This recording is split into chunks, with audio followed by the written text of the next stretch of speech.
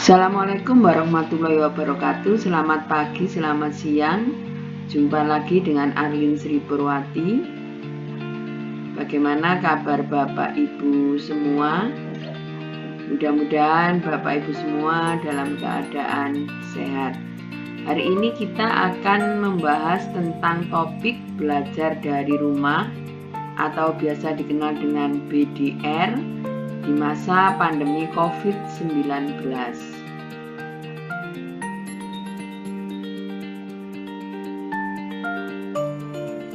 Prinsip-prinsip pelaksanaan BDR sesuai dengan Surat Edaran Mendikbud nomor 4 tahun 2020. Yang pertama, keselamatan dan kesehatan lahir batin siswa, guru, kepala sekolah, dan seluruh warga sekolah menjadi pertimbangan utama dalam pelaksanaan BDR. 2. Kegiatan BDR dilaksanakan untuk memberikan pengalaman belajar yang bermakna bagi siswa tanpa terbebani tuntutan menuntaskan seluruh capaian kurikulum. Yang ketiga, BDR dapat difokuskan pada pendidikan kecakapan hidup, antara lain mengenai pandemi COVID-19. 4. Materi pembelajaran bersifat inklusif sesuai dengan usia dan jenjang pendidikan, konteks budaya, karakter, dan jenis kekhususan peserta didik. 5. Aktivitas dan penugasan selama BDR dapat bervariasi antar daerah, sekolah, dan peserta didik sesuai minat dan kondisi masing-masing, termasuk mempertimbangkan kesenjangan akses terhadap fasilitas BDR. 6. Hasil belajar peserta didik selama BDR diberi umpan balik yang bersifat kualitatif dan berguna dari guru tanpa diharuskan memberi skor atau nilai kuantitatif. 7. Mengedepankan pola interaksi dan komunikasi yang positif antara guru dengan orang tua atau wali. Konsep pembelajaran jarak jauh pada masa pandemi COVID-19 ada dua. Yang pertama, pembelajaran dalam jaringan atau daring. Pembelajaran yang dilaksanakan secara jarak jauh melalui akses internet, yaitu media sosial, misalnya WA Group, email, Telegram, YouTube, Facebook, atau Instagram. Yang kedua, pembelajaran luar jaringan atau luring.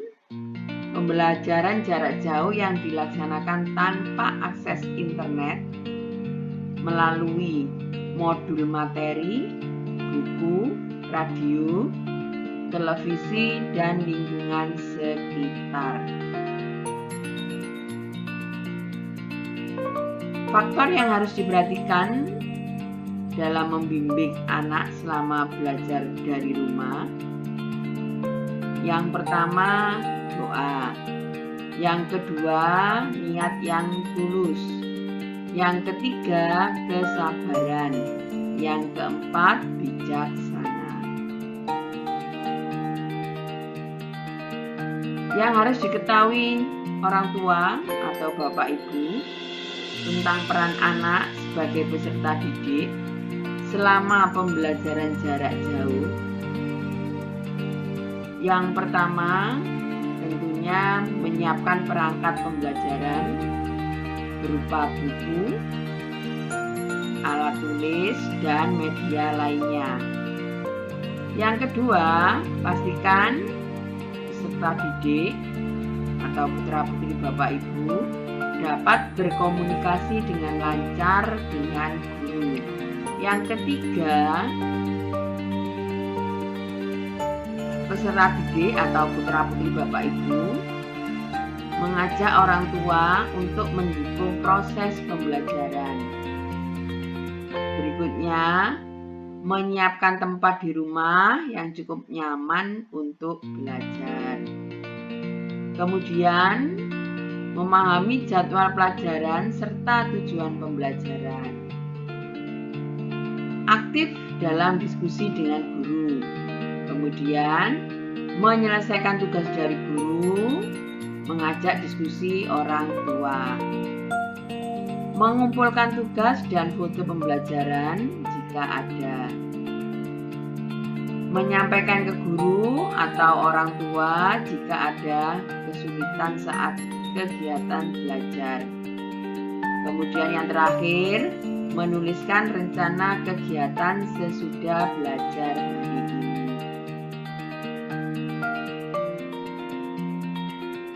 Peran orang tua dalam mendampingi anak selama pembelajaran dari rumah pada masa pandemi COVID-19 ini ada 4. Yang pertama, sebagai pendidik, berarti mendampingi anak selama mengikuti pembelajaran dari guru.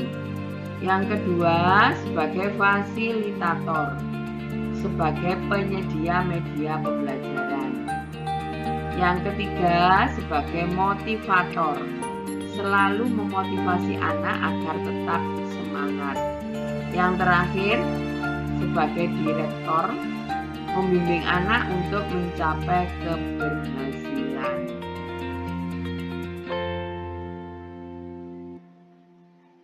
Yang bisa dilakukan Bapak Ibu ketika mendampingi putra-putrinya belajar. Yang nomor 1, tempat belajar.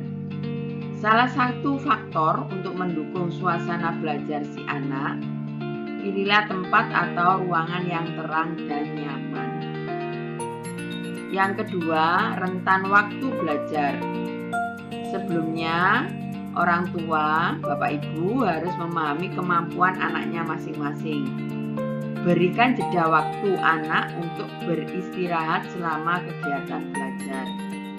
Biasanya anak memiliki daya konsentrasi selama 10-30 menit.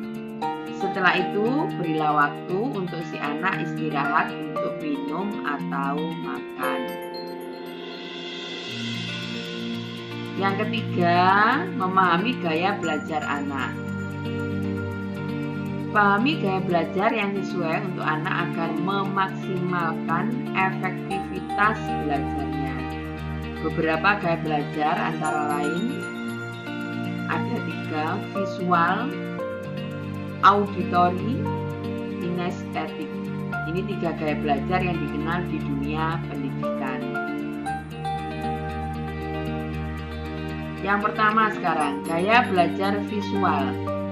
Gaya belajar ini memiliki kemampuan tinggi dalam mengeja, membaca, observasi, pengamatan, dan menggunakan gambar. Ini bisa dilihat di gambar. Jadi secara visual berarti melihat gambar. Yang kedua, gaya belajar auditori. Anak yang menggunakan gaya belajar ini mudah terganggu dengan adanya suara ketika sedang belajar dan mudah mengingat sesuatu dalam bentuk langkah yang berurutan. Auditorial bisa dilihat di gambar. Kemudian yang ketiga, gaya belajar kinestetik. Tipe belajar ini anak sering menggerakkan kaki atau memainkan alat tulis ketika sedang belajar.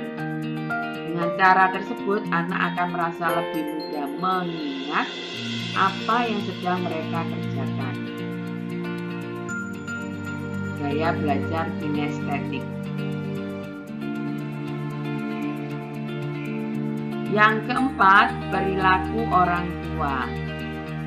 Jadi dalam mendampingi anak belajar, perilaku orang tua seperti perkataan dan hal yang dilakukan orang tua sangat berpengaruh dalam kegiatan belajar. Kebiasaan yang sering terjadi yaitu mudah emosi dan sering membanding-bandingkan anak dengan anak yang lain. Padahal hal tersebut sangat mengganggu anak dalam proses belajar. Peran orang tua untuk meningkatkan motivasi anak perlu sesekali memberikan hadiah atau memberikan sedikit kebebasan ketika anak telah mencapai target tertentu. Yang terakhir, nomor 5, menambah ilmu dengan mengikuti webinar. Orang tua perlu mempelajari sesuatu baru yang berkaitan dengan pendampingan pembelajaran di rumah. Salah satunya dengan mengikuti webinar yang sekarang ini banyak diselenggarakan oleh sekolah ataupun lembaga-lembaga lain yang berkaitan dengan pendidikan.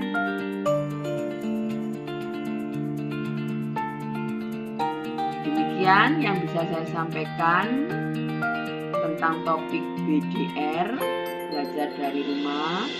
Mudah-mudahan bisa bermanfaat bagi Bapak Ibu.